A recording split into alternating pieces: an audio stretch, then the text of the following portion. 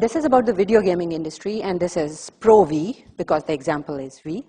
And how many of you are fans of video games? You know, the exact definition is young males, and I'm so happy to see that you are still in that.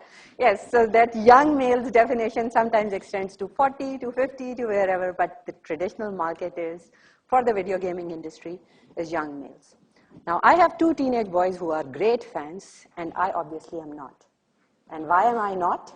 Because they are sitting in the living room, and they're playing and playing and playing and playing, and if I am out on a workshop and I go back home at 6, still sitting there and playing, right?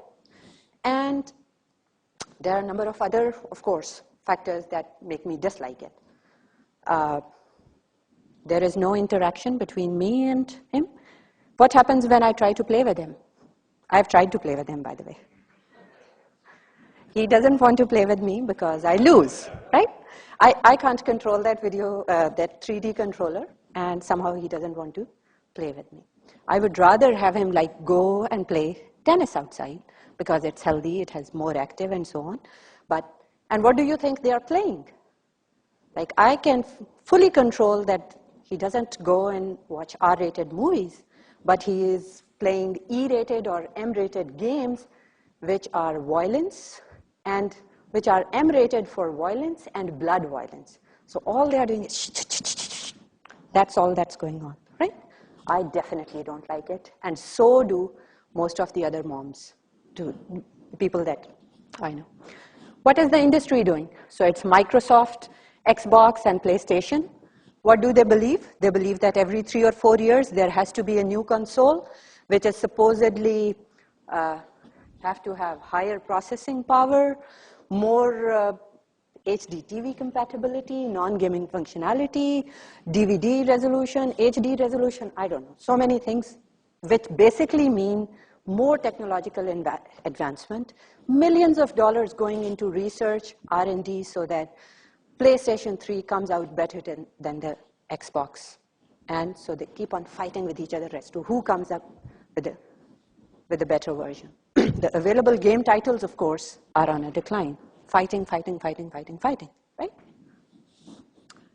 Now, Nintendo Wii is the example of a company which is not like looking back at history, but really applying the tools of Blue Ocean strategy to create their Blue Ocean. So the president says, we are not competing against Sony or Microsoft. We are battling the indifference of people who have no interest in video games. We want to appeal to mothers who don't want consoles in their living rooms. They want to appeal to me, right? And to the elderly and to young women. So that is where they started. This is the market. These are the young males who are outside of it. Why are mothers outside of it? Why are the elderly people outside of it? What can they change so that they can target that market where the competitors are not focused on? So let's again see a little video of what they did and the markets that they went after. And I'll show you what their results are.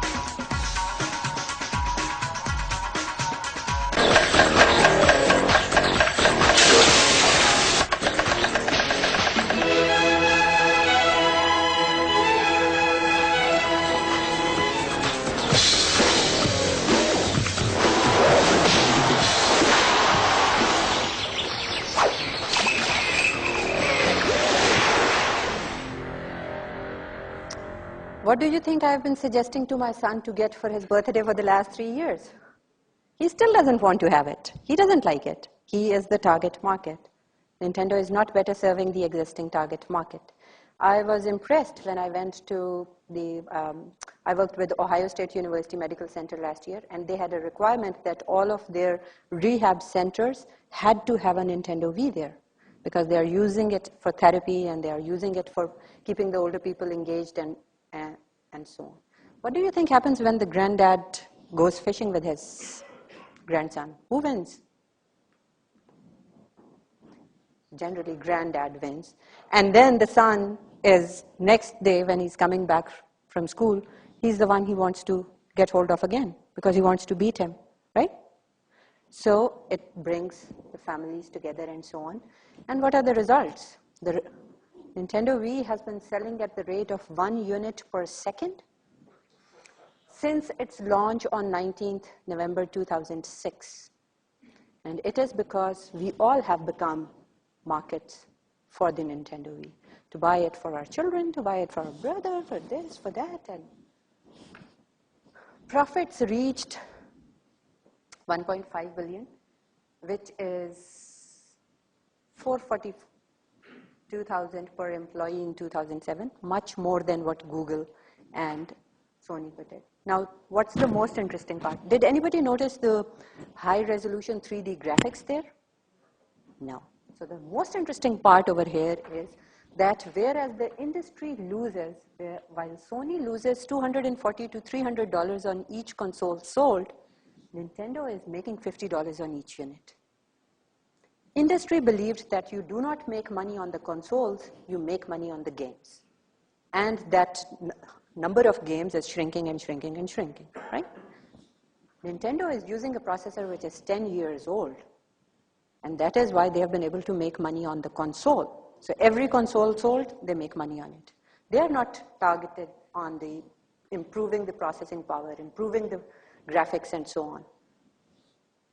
So they are making money on the consoles. Secondly, because they are using this 10-year-old processor, they have a huge pool of games that, for example, I learned. So I can play golf and I can play tennis and I can enjoy those games. So again, let's see the same pattern here. That Nintendo eliminated and reduced what? Not what they just thought they should, but things that reduced the industry cost structure. Processing power, non-gaming functionalities, R&D into technological advancement. Raised and then created just these two new factors which the industry had not thought of before. Can you see the same pattern again? Increasing value for the buyers or the non-customers while reducing the cost structure for the industry. And so that, again, is the strategic logic of Blue Ocean strategy.